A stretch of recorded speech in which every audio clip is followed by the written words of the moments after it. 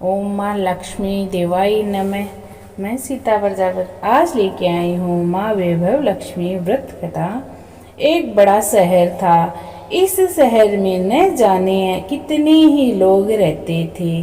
देश के कोने कोने से रोजगार की तलाश में आए लोग जब इस शहर में आते थे तो उनके पास कुछ नहीं था, नहीं कुछ रहने के लिए घर था, न खाने के लिए कुछ सामान था, खाना था, और न ही कुछ रहने के लिए घर था। वह मेहनत मजदूरी करके अपने बच्चों का पेट पालन पोषण भर कर अपना दिन गुजारे करते थे। वैसे देखा जाए तो मानव की इच्छाओं की कोई सीमा नहीं होती है। शुरू में वह कहीं यही सोचता है कि उसे 2 रोटी की जरूरत है, प्रभु की यही सबसे बड़ी कृपा होगी। इसी के लिए वह मंदिरों में जाते हैं, तीर्थ यात्रा करते हैं, कथा सुनते हैं। जब उन्हें 2 समय की रोटी मिलने लगती है तो उनके मन में कुछ और विचार उठने लगता है, जैसे उनकी आयु बढ़े, उनके पास धन हो, रहने के लिए बढ़िया मकान हो, पहनने के लिए अच्छे अच्छे कपड़े हो, सवार के लिए एक अच्छी सी गाड़ी या कार हो, स्कूटर हो, गाड़ी ना हो तो स्कूटर ही चाहिए उनको। बस रोटी मिलने के पश्चात उनकी लालसा बढ़ती जाती है। किसी ने ठीक ही कहा है, भूख की एक सीमा है जिनसे खाना खाते ही पूरा कर लिया जाता है, परंतु लालसा की तो कोई सीमा नहीं।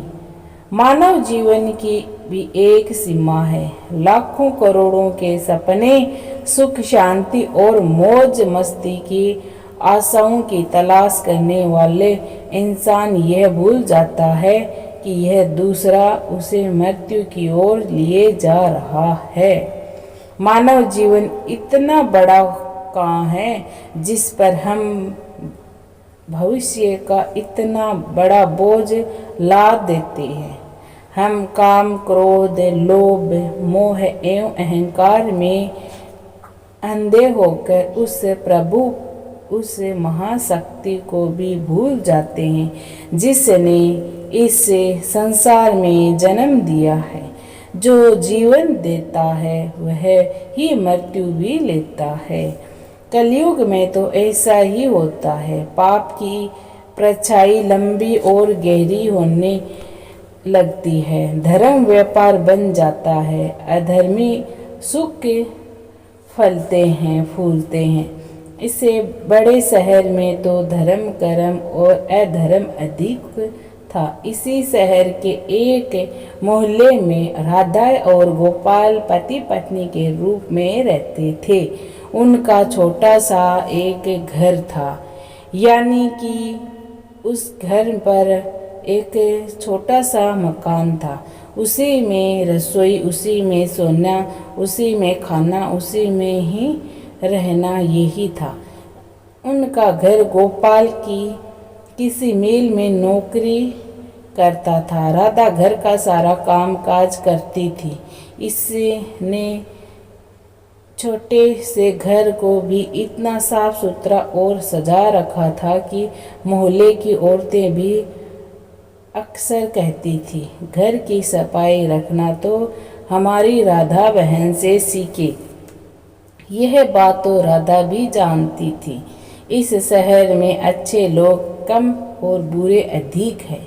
इसी के अड़ोस पड़ोस में कुछ औरतें ऐसी थी जो दिन भर एक दूसरे की चुगलियां करती थी। दूसरे के घर में ताक झाँक कर उनकी बुराइयां ढूंढना तो उनका सबसे पहला काम था। अपने घर की भली ही उनको कोई खबर ना हो, मगर पूरे मोहल्ले की खबर तो उनके पास यूं रहती थी जैसे मोहल्ले की डायरी लिखने का काम प्रभु ने उन्हें ही सौंप रखा है।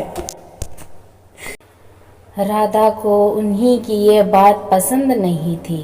पहले तो उसे घर के कामकाज से ही समय नहीं मिल पाता था।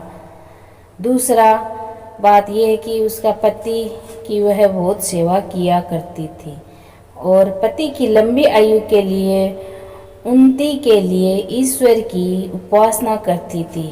हर मंगलवार को महावीर जी का व्रत अपने पति की लंबी आयु चिर आयु के लिए रखती थी। मोहल्ले की चुगलीखोर औरतों को राधा की अच्छी आदतें कैसे पसंद आ सकती थी। वे तो यही कहने लगी कि राधा में बड़ी अक्कड़ है, जो किसी से काम या बात करना पसंद ही नहीं करती है। शायद इसीलिए ही न कि वह बड़ी सुंदर है, उसे अपनी सुंदरता पर बड़ा गर्व है। उसे यह नहीं पता कि जिस मोहल्ले में रहते हैं वहाँ सबसे मित्रता करते हैं, उनके साथ मिलजुल कर बैठकर यदि वह ऐसा किसी के पास दुख बांटने नहीं आएगी तो कल को इसके पास कौन जाएगा। इन सब की बड़ी बहन राम भजनी थी, जो पूरे मोहल्ले की अपनी उंगलियों पर वह नचाती थी। बहन राम भजनी ने अपने ही एक कीर्तन मंडली बना रखी थी, जो घर घर में जाकर कीर्तन करती थी। राधा को ऐसी औरतें बिल्कुल ही पसंद नहीं थी, जो कीर्तन करते समय भी एक दूसरे की चुगलियां करती थी। यही कारण था कि राधा ने कई बार उनको टोकने और कहने का काम किया था। देखो बहनों, राम भजनी, वैसे तो आपका नाम है राम भजनी, मगर मैं आपसे हाथ जोड़कर प्रार्थना करती हूँ कि पूजा एवं कीर्तन करते समय किसी की चुगली मत किया करो। किसी की बुराई करने से तो अच्छा है कि आप उस समय में प्रभु का नाम ले। इससे आपका जीवन भी सफल होगा और बुराई से बच जाओगी। राधा की इतनी बात सुनते ही बहन राम भजनी को क्रोध आया और क्रोध से मारे उसके चेहरे का रंग लाल हो गया। वह कड़कड़ कर बोली, ओ कल की छोरी, क्या तू मुझे बताएगी कि मुझे क्या करना है? अभी शहर से आई है, 2 साल हुआ है, गांव का गोबर भी नहीं हाथ से उतरा नहीं और हम शहर वालों को अक्ल सिखाने लगी है, गांव की कहीं की। देखो बहन, मैं गांव की हूँ या कुछ और, मैं प्रभु भक्ति में पूरा विश्वास रखती हूँ। मैं यही अच्छी तरह जानती हूँ कि भक्ति में ही शक्ति है। भक्ति ढोल या चिमटे बजाने से नहीं होती है, बल्कि सत्य के पथ पर चलने से ही होती है। ईश्वर का यही सिद्धांत है, यही शिक्षा है कि किसी का पूरा काम। मैं तो हर जीवनात्मा से कहती हूँ कि तुम भगवान का नाम लिया करो। तुम मेरी तलाश में क्यों बाहर भटक रहे हो? यदि तुम सत्य और विश्वास का सहारा लेकर अपनी आत्मा में मुझे तलाश करोगे तो मैं तुम्हें अवश्य मिलूंगा। इस बात को सुनकर वह राम भजनी और उसके साथी सब मिलकर राधा का मजाक उड़ाने लगे। राधा जानती थी कि यह लोग पाप करने वाले हैं, उन्हीं की पूजा तो केवल ढोंग है, दिखावा है। इनके मन में काले खोटे हैं, इनमें अधिक बोलने का कोई लाभ नहीं है। इन्हीं की कीर्तन मंडली खूब धन कमा लेती है ईश्वर के नाम पर, व्यापार दुर्गा के नाम पर लूट कर छी छी छी छी घिन होने लगी थी। राधा को इन सबसे उसने अपने घर में पूजा पाठ करना शुरू कर दिया। इन लोगों से दूर रहने लगी राधा। उधर गोपाल बुरी संगत में पड़कर शराब पीने लगा, जुआ खेलने लगा और गांव से आया सीधा साधा गोपाल शहर के साथियों में ऐसा फंसा कि उसे यह बुरी आदत लग गई। शुरू में उसने अपने आप को बहुत बचाने का प्रयास किया, लेकिन जब चारों ओर ही आग लगी हो तो वह कब तक बचेगा। एक मजदूर का वेतन ही कितना होता है।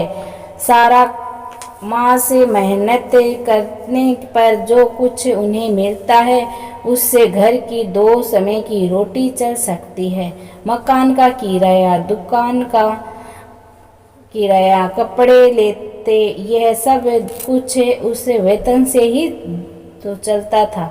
लेकिन जब इस वेतन में से शराब पिया जाए, चरस खेला जाए और जुआ खेला जाए तो घर कैसे चलेगा। राधा बेचारी बहुत दुखी हो गई, अंदर ही अंदर घुलने लगी। पति को मना करती तो उल्टा उसे मार पड़ती, गलतियों सुनने को मिलती।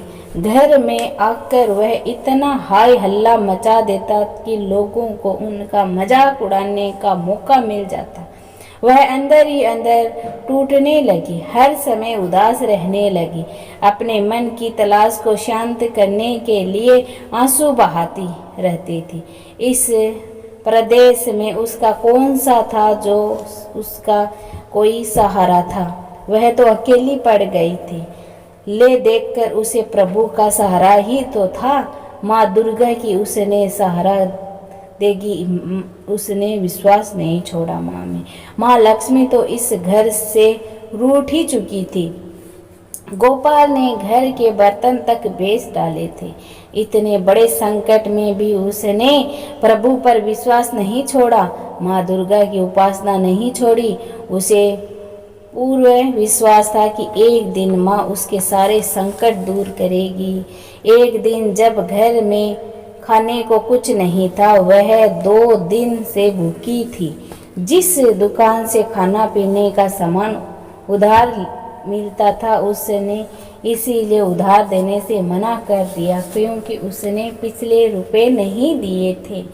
इसी युग में तो जिसके पास लक्ष्मी नहीं वह भूखा ही मर जाएगा। राधा माँ चित्र के आगे हाथ जोड़कर बैठी हुई रो रही थी। माँ ने उसकी आंखों में से पटकते आंसू देख लिए, उसके हृदय के दुख जान लिए। हे राधा रो जा रही थी। राधा साथ में वह माँ लक्ष्मी का पूजन भी कर रही थी। माँ लक्ष्मी मुझे बचा लो, माँ लक्ष्मी मुझे बचा लो। देखो रे घर की क्या हालत हो गई। माँ 2 दिन से भूखी हूँ, मेरा पति बिगड़ चुका है। घर में लक्ष्मी जी भी आप बैठी है, परंतु आपका दूसरा स्वरूप जो इस संसार में माया का है वह इस घर में नहीं है। उसके बिना जीवन नहीं। माँ मुझे बचा लो, माँ मुझे बचा लो, शक्ति दो माँ लक्ष्मी की कृपा करो, इस घर को जो बचा लो। अब आप ही मेरा अंतिम सहारा हो माँ। आपने मुझे न बचाया तो मैं आपके चरणों में ही अपना सिर पटक पटक कर अपना शरीर त्याग दूंगी। अब तो तेरा ही अंतिम निर्णय है। यह कहती हुई राधा माँ लक्ष्मी के चरण के आगे गिर गई। उसी समय घंटियां बजने लगी, संग की आवाज आने लगी। राधा के उदास चेहरे पर अपने आप खुशी की लहर दौड़ आई। तभी उसके कानों में आवाज आई, बेटी राधा तुम्हारी आराधना सफल हो गई। मैंने तुम इतनी बड़ी संकट में भी तुमने मेरा विश्वास नहीं छोड़ा। अपनी श्रद्धा में कभी कमी नहीं आनी थी, इसीलिए मैं तुम पर बहुत प्रसन्न हूँ। राधा एक तो तुम पतिव्रता धर्म में पूरी उतरी हो, अपने पति की सेवा में कोई कमी नहीं रखी। दूसरा तूने मुझ पर विश्वास नहीं छोड़ा। यह सब तेरी अग्नि परीक्षा थी पुत्री, जिससे मैं तुम पूरी खरी उतरी हो। हे जगत माता, मैंने आपसे आज तक कुछ नहीं मांगा है, परंतु आज मैं मजबूर हो गई हूँ। आज पहली बार आपसे इस घर की खुशियाँ मांग रही हूँ। मुझे धन दौलत कोई लालसा नहीं है, मुझे तो बस जीने के लिए धन की थोड़ी सी ज़रूरत है, जिससे हम खाने खा सके। मेरे बिगड़े हुए पति को सुधार दो माँ। आओ माँ, बेटी अपने आप को संभालो, मैं तुम्हारी मनोकामना पूरी करने के लिए आ गई हूँ। द्वार खोलो, उठो। अपने घर के द्वार खोला। राधा के अंदर न जाने कहाँ से अनजानी शक्ति आ गई थी। वह माँ लक्ष्मी के चरणों से उठकर अपने घर के द्वार की ओर गई। राधा के अंदर न जाने कहाँ से शक्ति आ गई थी। वह माँ लक्ष्मी के चरण से उठकर अपने घर के द्वार की ओर गई तो सामने एक तिलकधारी ब्राह्मण को खड़ा पाया उसने, और वह बोलते हैं, बेटी राधा, जय माँ लक्ष्मी, जय माँ लक्ष्मी, जय माँ लक्ष्मी। राधा ने पूरी शक्ति से कहा, देखो बेटी, मैं माँ लक्ष्मी जी के मंदिर का पुजारी हूँ। माँ के आशीर्वाद से यह 2 बोरी आटे की और साथ में दाल और घी, यह सब सामग्री खाने की आपके घर पहुँचाने का आदेश हुआ है। आप धन्य हैं महाराज, आप धन्य हैं। माँ लक्ष्मी के पुजारी होने के नाते मैं आपके चरण छूती हूँ महाराज, और आपसे यह प्रार्थना करती हूँ कि मुझे इस संसार से निकालने का प्रयास भी बताओ। देखो बेटी, इस माया रूप संसार में सुख प्राप्त करने के लिए अपने मन को शुद्ध और आत्मा को पवित्र रखना पड़ता है। माया लक्ष्मी जी को तिजोरियों में बंद रखने वाले पापी होते हैं। यदि तुम अपने मन की शांति और घर गृहस्थी चलाने के लिए माँ लक्ष्मी को प्राप्त करना चाहती हो तो माँ वैभव लक्ष्मी जी का व्रत किया करो। इस व्रत के करने से माँ आपकी हर मनोकामना पूरी करेगी, तुम्हारे छोटे से छोटे संकट को माँ दूर कर देगी। लेकिन पुजारी जी, मुझे इस व्रत की विधि तो बताओ। मैं तो माँ की उपासना बचपन से ही कर रही हूँ, किंतु व्रत की विधि मुझे नहीं पता।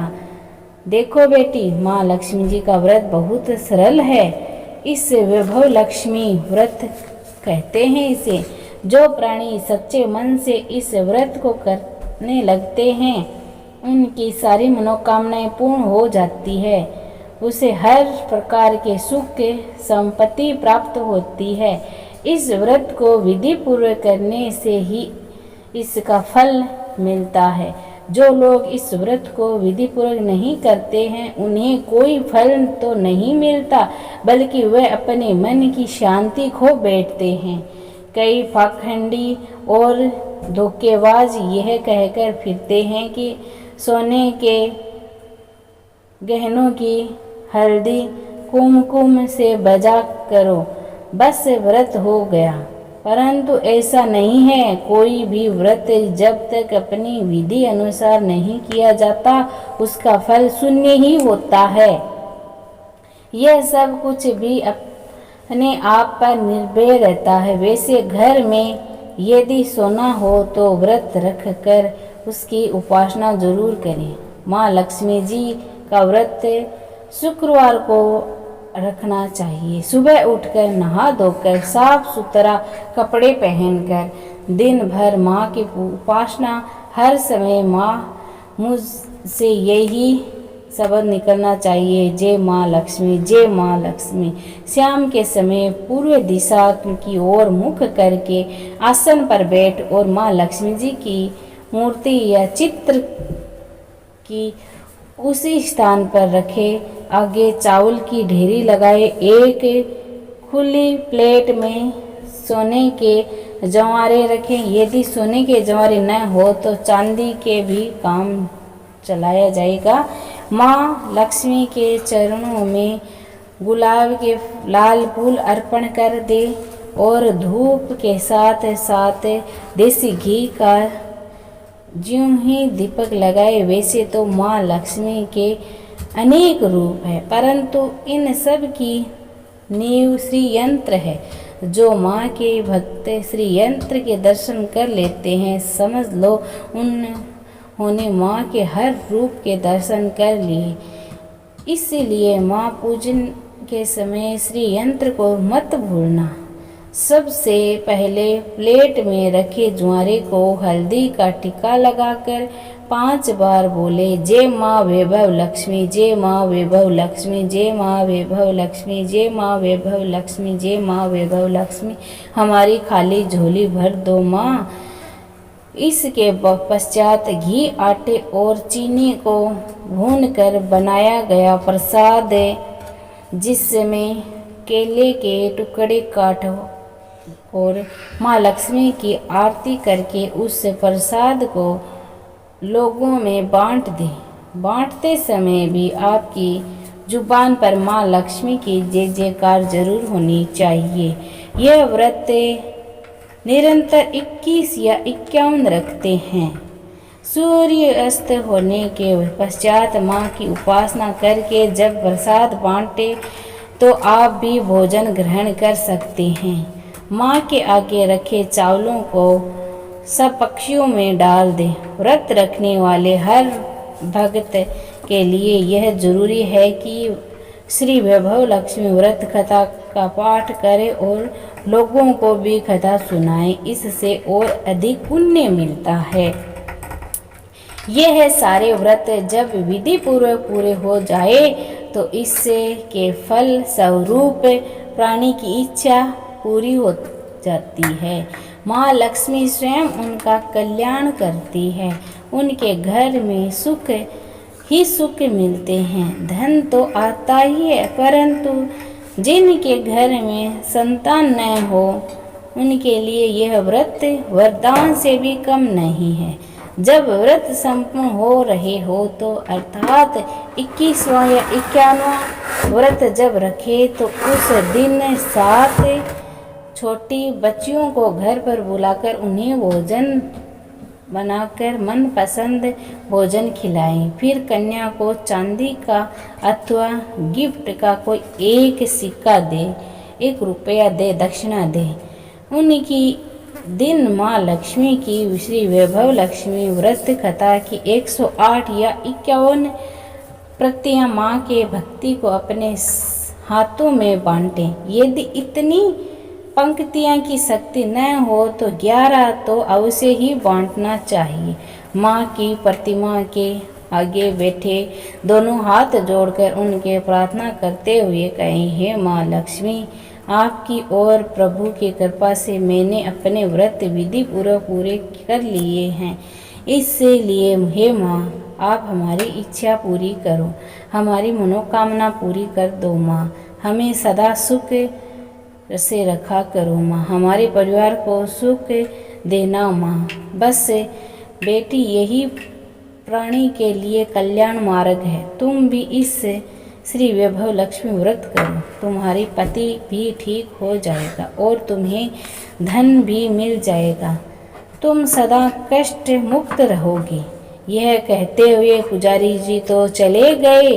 राधा ने आटे की बोरियां पड़ोसों वालों को कहकर अंदर रखवा ली और दाल को भी अंदर रखवा ली। राधा ने लक्ष्मी की उपासना तो कर ही रही थी, परंतु विधि अनुसार नहीं कर पाती थी। आज माँ लक्ष्मी ने उनकी हालत देखकर जो उनकी सहायता की है उसे वह कैसे भूल सकती है।